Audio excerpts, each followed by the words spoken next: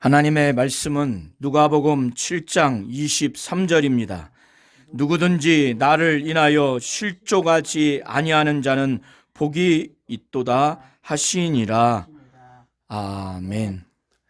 하나님은 예수로 인하여 실족하지 아니하고 복을 받기를 원하십니다.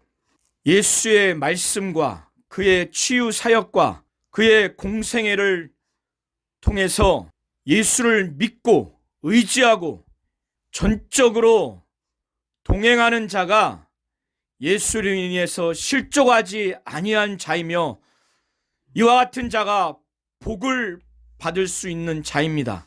반대로 바리새인과 율법사들과 같이 예수의 말씀과 예수의 치유 사역을 듣고 보았음에도 불구하고 오해하거나 부정적인 반응을 보인 자들이 예수로 말미암아 실족하는 자이고 복을 받지 못하는 자들입니다.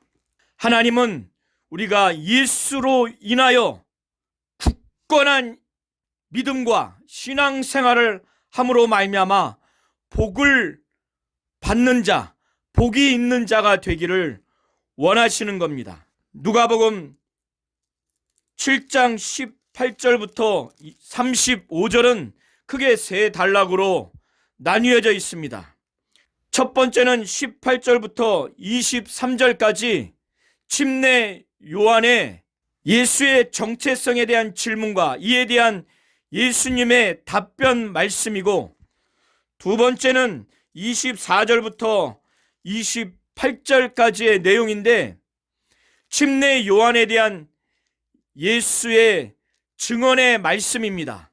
그리고 29절부터 35절은 침례 요한과 예수에 대한 부정적인 반응을 보이는 이 세대에 대한 예수님의 말씀입니다. 누가복음 7장 17절까지 예수께서 말씀 사역을 하시고 치유 사역을 하셨습니다. 그 중에서 나인성 과부의 죽은 아들을 살린 사건을 통해서 온 유대와 사방에 예수에 대한 소문이 막 퍼졌습니다. 그래서 침례 요한의 제자들이 예수에 대한 이 치유 사역을 그들이 직접 보기도 했고 간접적으로 듣기도 했을 것입니다. 그래서 요한의 제자들이 이 모든 일을 침례 요한에게 보고를 했습니다. 예수에 대한 말씀의 권위 있는 사역, 예수의 치유의 권능의 사역을 그의 선생인 침례 요한에게 다 보고를 했습니다. 그런데 침례 요한은 제자들을 통해서 예수의 말씀 사역과 치유 사역을 들었음에도 불구하고 예수의 메시아에 대한 정체성, 예수의 메시아로서의 사역에 대한 명확한 분명한 확신을 갖지 못했습니다. 보다 본질적으로 예수의 메시아의 정체성을 확신을 갖지 못했던 것입니다. 그가 생각했던 예수의 메시아의 정체성, 인식할 수 있는 예수의 메시아의 정체성의 사역은 심판의 사역과 구원의 사역이 있지만 침례 요한은 심판의 사역이 보다 본질적이라고 생각을 했던 것 같습니다.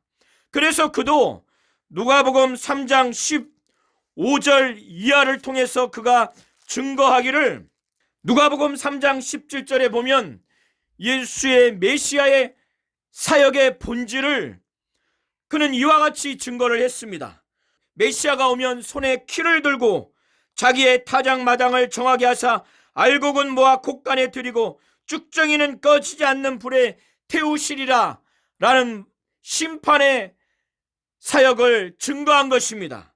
3장 18절을 통해서 기타 여러 가지로 관하여 백성에게 좋은 소식을 전하기도 하였습니다.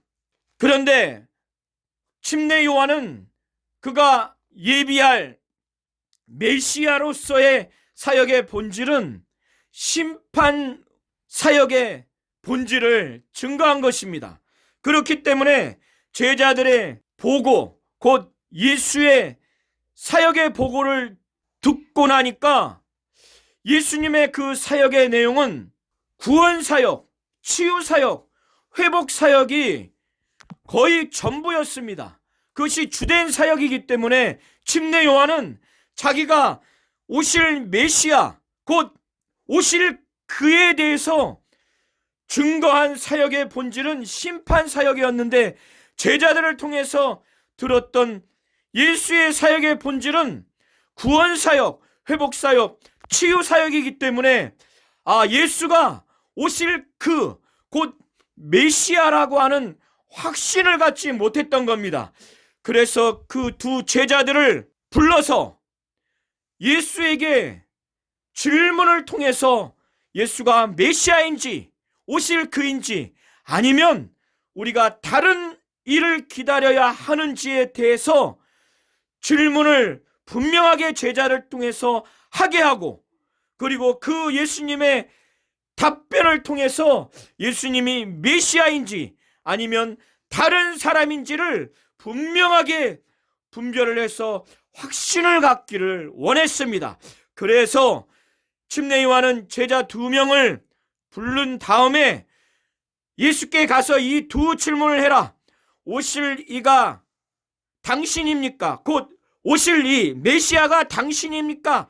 아니면 우리가 다른 일을 기다려야 합니까? 이 두 질문을 해라. 이 두 질문을 제자들에게 준 다음에 예수께 보냈습니다.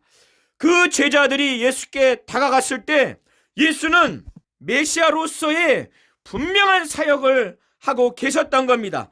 그 분명한 사역은 어떤 것이냐면, 침례 요한의 두 제자가 예수께 물으러 갔을 그때 질병에 걸린 자, 고통에 걸린 자, 악기 들린 자, 귀신 들린 자들이 예수께 많이 왔습니다. 그리고 많은 소경이 예수께 왔던 것을 보았고, 그때 예수께서는 질병과 고통과 악기 들린 자, 귀신 들린 자를 많이 고치셨고 많은 소병을 보게 하셨습니다. 그래서 예수께서는 침례 요한의 두 제자들에게 너희가 지금 보고 들은 것을 침례 요한에게 고하라. 고하되 소경이 보며 안진뱅이가 걸으며 문둥이가 깨끗함을 받으며 귀머거리가 들으며 죽은 자가 살아나며 가난한 자의 복음이 전파된다 하라. 예수께서는 침례 요한이 그의 두 제자를 통해서 메시아가 당신입니까? 다른 일을 기다려야 됩니까? 메시아의 정체성을 분명하게 확신하기 위해서 질문을 했을 때 그 메시아의 정체성을 확실하게 인식할 수 있는 그 사역을 두 가지를 답변하신 겁니다. 그것이 바로 안진뱅이가 걸으며 소경이 보며 문둥이가 깨끗함을 바르며 귀머거리가 들으며 죽은 자가 살아나며, 이 첫 번째 치유 사역과 두 번째 가난한 자에게 복음이 전파된다 하라, 이 두 가지를 전하라고 침례 요한의 제자들에게 한 겁니다. 그리고 이것도 전해라. 그 말씀이 어떠한 말씀인가 하면, 누구든지 나를 인하여 실족하지 아니하는 자는 복이 있도다. 이와 같은 말씀을 침례 요한에게 전하라고 한 겁니다.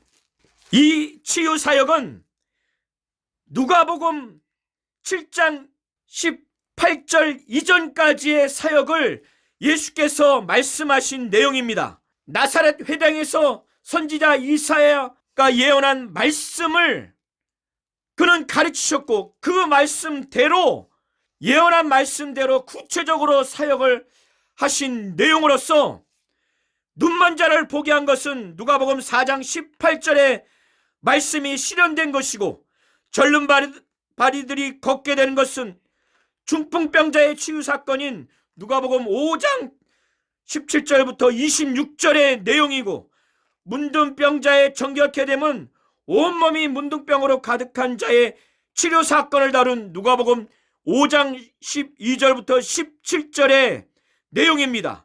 그리고 죽은 자들의 일어남은 나인성 과부의 죽은 아들을 살린 사건인 누가복음 7장 11절부터 17절의 내용이고, 가난한 자들에게 좋은 소식이 전하게 된 것은 누가복음 4장 18절과 43절부터 44절의 내용을 각각 가리키고 있습니다.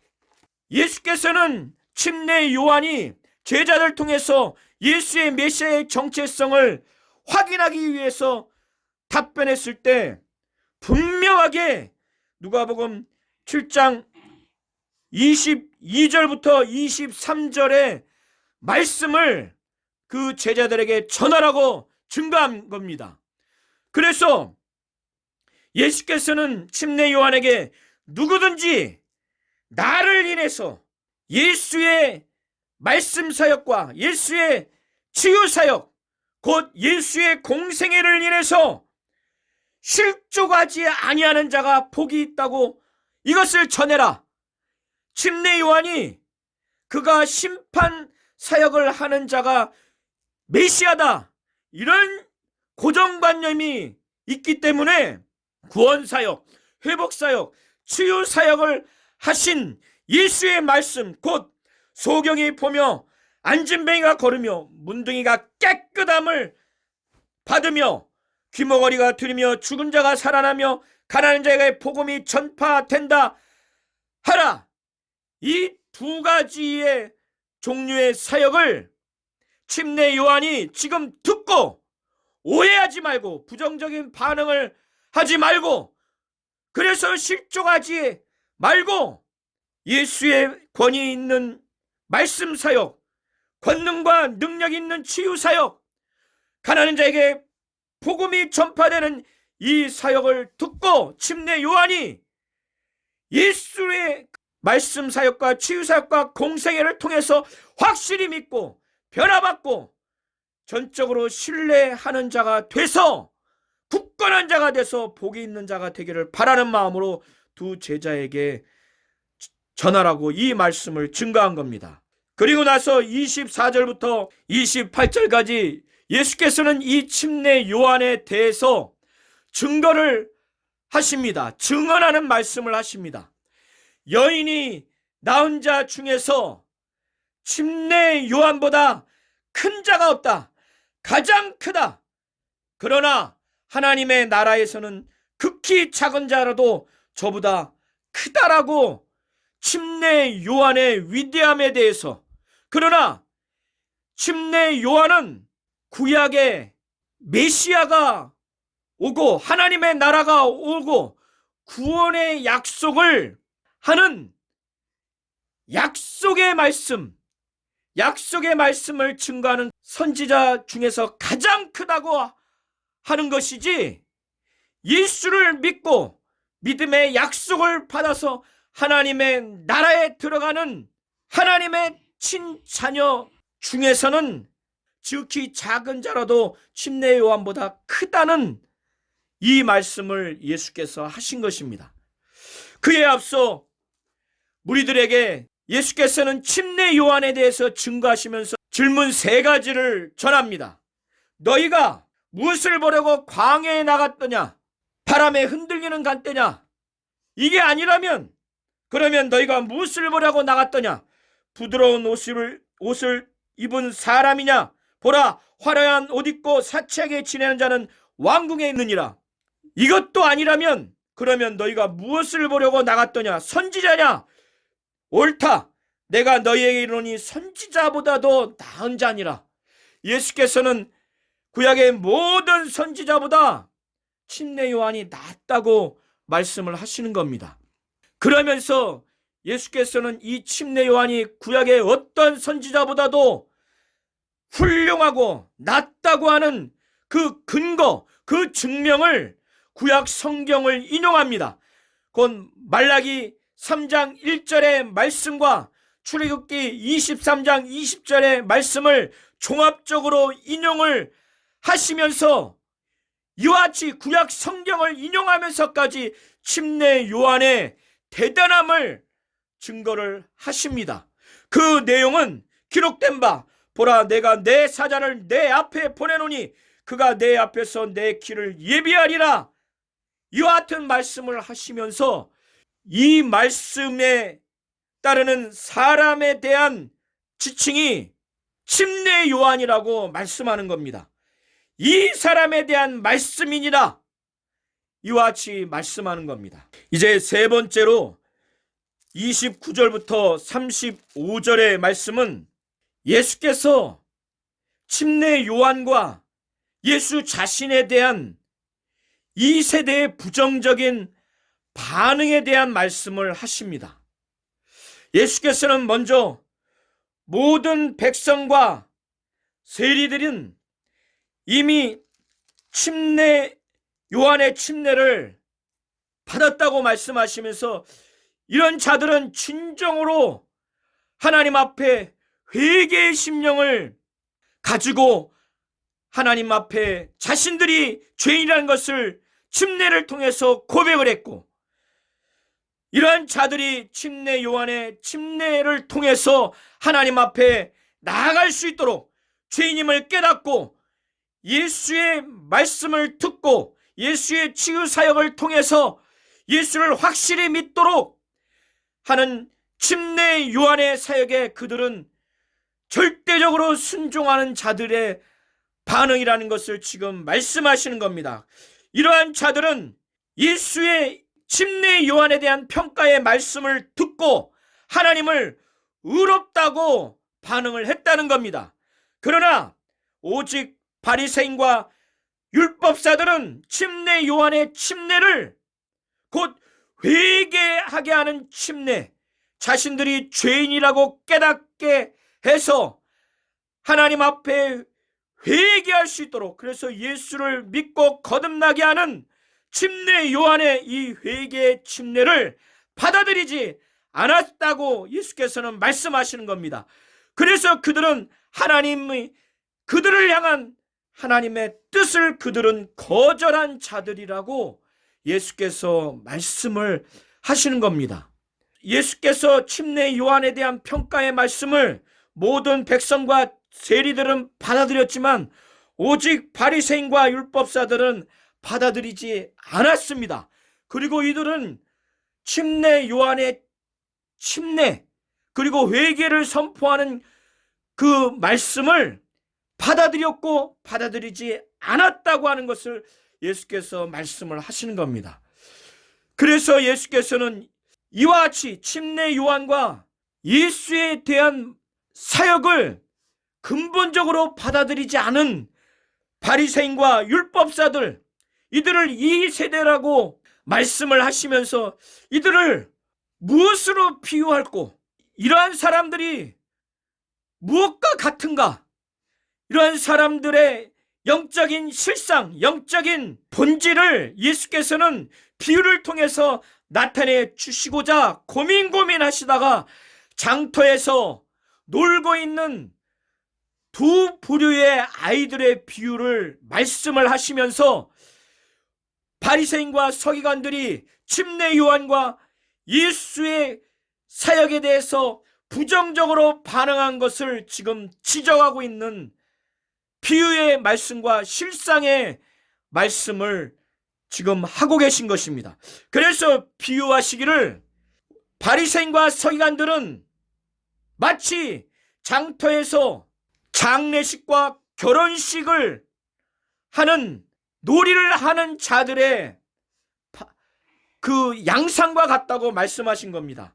한쪽의 아이들이 다른 쪽의 아이들을 향해서 피리를 불어도 너희가 춤추지 않고 우리가 애곡하여도 너희가 울지 아니하였다 함과 같다는 것입니다. 아이들이 두 편으로 날라서 한쪽 편 아이들은 피리를 부르고 피리를 불었을 때 다른 편 아이들은 춤을 춰야 되는데 반응을 하지 않는다는 겁니다.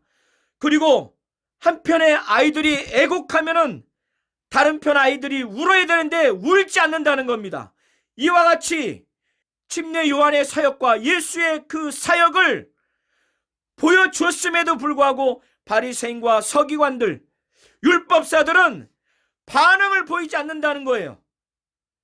침례 요한이 와서 회개의 선포를 하는 사역을 했을 때 눈물을 흘리며 회개하며 자복하여 하나님 앞에 나와서 예수를 믿어야 되는데 자복하며 회개하지 않는다는 겁니다. 침례를 받지 않는다는 겁니다. 구원 사역, 축제의 사역, 기쁨의 소식을 전했을 때 그들이 예수를 믿고 거듭나서 하나님의 자녀가 되는 기쁨의 잔치에 참여하지 않는다는 겁니다. 그래서 예수께서는 그들의 그 반응을 말씀하시기를 침례 요한이 와서 떡도 먹지 아니하며 포도주도 마시지 아니하니까 이렇게 경건한 사역을 했음에도 불구하고 오히려 그들은 귀신 들렸다고 이렇게 정죄하고 폄하하고 부정적인 반응을 보였다는 겁니다.